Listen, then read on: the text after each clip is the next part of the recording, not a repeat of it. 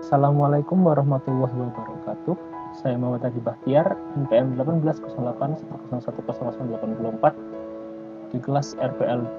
Di sini kami dari kelompok 2 akan menjelaskan mengenai manajemen proyek perangkat lunak. Di daftar kelompok kami, Muhammad Adi Bahtiar, Faisal Nur Said, dan juga Dimas Putra Andaru. Pertama, saya akan membahas mengenai pengertian manajemen proyek perangkat lunak.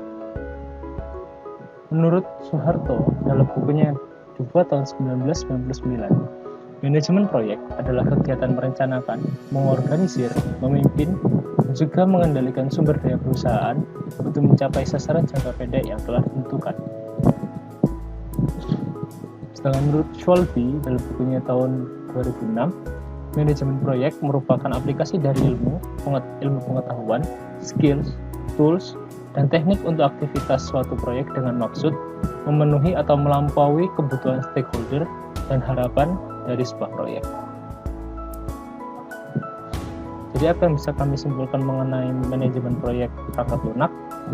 Manajemen proyek perangkat lunak adalah kegiatan merencanakan, mengorganisir, mengarahkan, dan mengendalikan sumber daya seperti pengetahuan, kemampuan, peralatan, teknik guna mencapai tujuan proyek perangkat lunak. Untuk video selanjutnya akan dilanjutkan oleh teman saya Dimas Putra Andaru mengenai elemen penting manajemen proyek. Terima kasih. Ya, perkenalkan nama saya Dimas Putra Andaru. Saya akan melanjutkan presentasi dari rekan saya, Ardi Bahtiar. Ya, menurut Nicholas, terdapat 3 elemen penting dalam manajemen proyek, yaitu yang pertama manajer proyek, lalu tim proyek, dan yang ketiga sistem manajemen proyek. Manajer proyek adalah elemen yang paling penting dalam manajemen proyek karena dialah yang bertanggung jawab untuk merencanakan, mengarahkan, dan mengintegrasikan usaha kerja dari anggota. Dia yang mengelola dan memanage jalannya proyek agar tujuan proyek dapat tercapai. Dan yang kedua ada tim proyek. Tim proyek merupakan kumpulan orang-orang yang biasanya berasal dari area fungsional yang berbeda, itu bisa disebut fungsi kerja yang berbeda, yang akan saling bekerja dengan tujuan yang sama, yaitu menyelesaikan pekerjaan proyek. Lalu ada sistem manajemen proyek. Manajer proyek dan tim proyek harus ada dan digunakan sebagai alat bantu dalam sebuah sistem manajemen proyek. Sistem manajemen proyek dibuat berdasarkan struktur, organisasi, proses informasi, dan pelatihan serta prosedur yang mengintegrasikan elemen dari organisasi proyek secara vertikal dan horizontal. Elemen vertikal meliputi pemecahan tugas dalam proyek, sedangkan elemen horizontal meliputi unit fungsional dan departemen yang terlibat dalam proyek. Karakteristik proyek perangkat lunak. Menurut Hughes, proyek software mempunyai karakteristik tertentu yang membuat proyek software berbeda dengan proyek yang lainnya.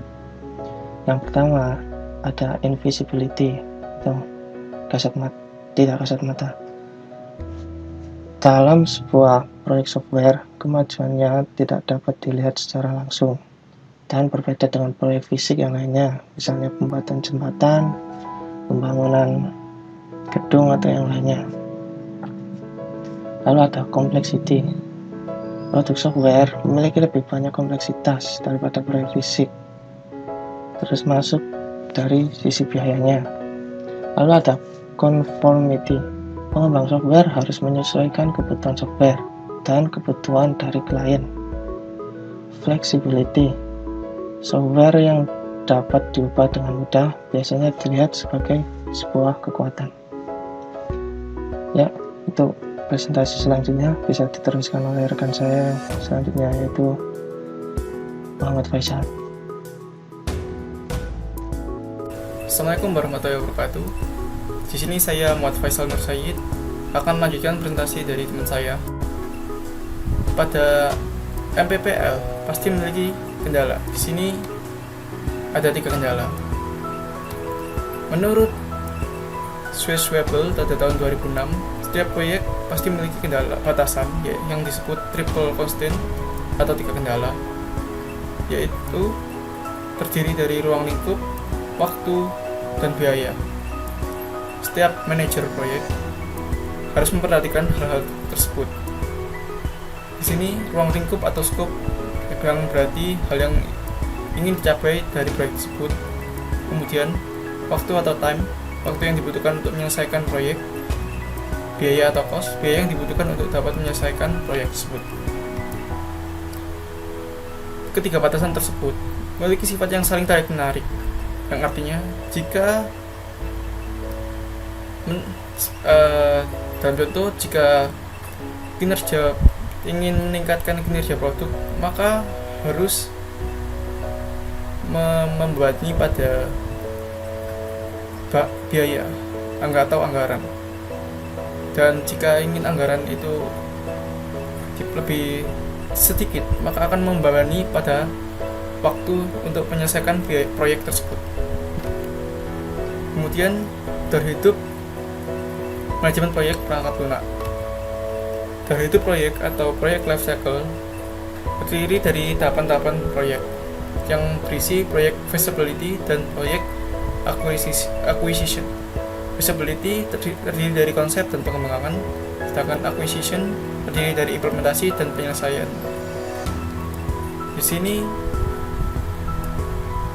gambarnya, proyek feasibility itu terdiri dari konsep dan pengembangan, yang dalam penurunannya yaitu ada terdiri dari rencana manajemen, perkiraan biaya awal 3 level WBS dan 6 level WBS. Sedangkan proyek acquisition dari turunannya yaitu menurut implementasi ada perencanaan proyek, perkiraan anggaran proyek, biaya, laporan pelaksanaan.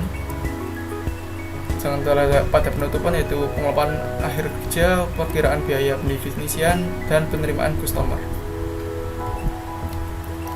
Di sini sumber yang kami ambil dari presentasi ini. Sekian presentasi dari kami. Wassalamualaikum warahmatullahi wabarakatuh.